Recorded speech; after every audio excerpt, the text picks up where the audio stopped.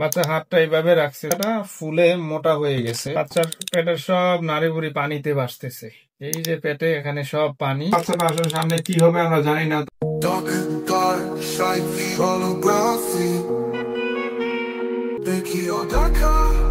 আসসালামু আলাইকুম, আমি doctor Saiful Islam Saif, consultant sonologist and intervention ultrasound specialist. আমরা একজন মায়ের বাবুর প্রেগনেন্সি আল্ট্রা করতেছি, 21 সপ্তাহ প্রেগনেন্সি, এবং এটা এনোমেলি স্ক্যান করতেছি। করতে গিয়ে কেন এনোমেলি স্ক্যান করা দরকার, এই জন্য আমি আসলে ভিডিওটা বানাচ্ছি। উনি আসলে এর আগে হয়তো 2-1 জায়গায় আল্ট্রা করিয়েছে, খুব একটা ভালো হয় নাই। সালমা ম্যাডাম আমার কাছে আবার এনোমেলির জন্য পাঠিয়েছেন।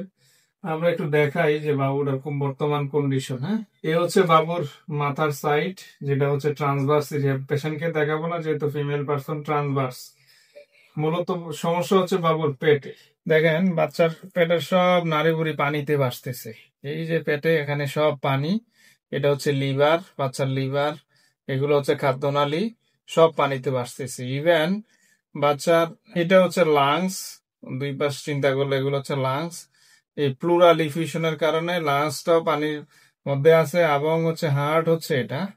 দেখেন হার্টের এখানে এই যে পেরিকার্ডিয়াল ইফিউশন, হার্টের চারপাশেও পানি। মোট কথা হচ্ছে এটা আমরা হাইড্রোস ফিটালিস বলতে যা বোঝায় সব উদাহরণ এই বাচ্চাটার এর মধ্যে আছে। কিন্তু কিডনি গুলা এখনো মোটামুটি ভালো আছে। বাচ্চার যদি ব্রেইনের দিকে যাই, ব্রেইনের কন্ডিশন ভালো, ব্রেইনে কোনো ধরনের ইফেক্ট নাই।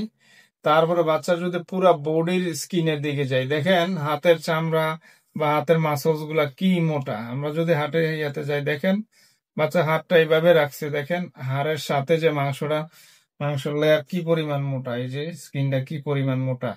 মূলত হচ্ছে বাচ্চাটা ফুলে মোটা হয়ে গেছে। এটা মূলত আমরা বলি অ্যানাসার্কা বলে থাকি, জেনারেলাইজ অ্যানাসার্কা। হাতের আঙ্গুর গুলো মোটা মোটা স্কিনের কারণে।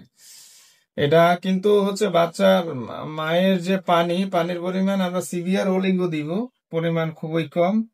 জাস্ট এখানে একটু সিভিয়ার অলিগো হাইড্রোনিয়াস দিব, 2 এর মতো পানি আছে। অন্যান্য যেমন প্লাসেন্টাটা যথেষ্ট বড়, যেহেতু বাচ্চাটার গ্রোথ প্রবলেম হচ্ছে, বা প্লাসেন্টা দেখা গেছে যে একটু ম্যাচুরিটি বেশি। তো আসলে টেক হোম মেসেজ হচ্ছে এনিমেল স্ক্যান। আগে আমি যখন নোয়াখালীতে আল্ট্রাসাউন্ড শুরু করি দেখা গেছে যে 1-2টা এনিমেল স্ক্যান হইতো, এখন কিন্তু প্রতিদিন অনেক এনিমেল স্ক্যান হচ্ছে। ফার্মাররাও সচেতন হচ্ছেন, রোগীরাও এখন নিজ থেকে এনিমেল স্ক্যান করায়। আমি বলবো যে আপনারা চাইলে বাচ্চার হার্টের ইকো করা যায়, যেটা হচ্ছে ফিটাল ইকো, হার্টের কোনো ছিদ্র আছে কিনা ওটাও দেখা যায়, তো এটা ফিটাল ইকো করাতে পারেন। আরো অ্যাডভান্স যেমন হচ্ছে ফিটাল ডপলার আছে, বায়োফিজিক্যাল প্রোফাইল আছে, ফার্স্ট ট্রাইমেস্টার স্ক্যান আছে, সবকিছু আমরা করাতে পারি। তো রোগীটার জন্য দোয়া রইলো। বাচ্চাটা আসলে সামনে কি হবে আমরা জানি না, তবে এখন আমার কাছে দেখে খারাপই লাগলো।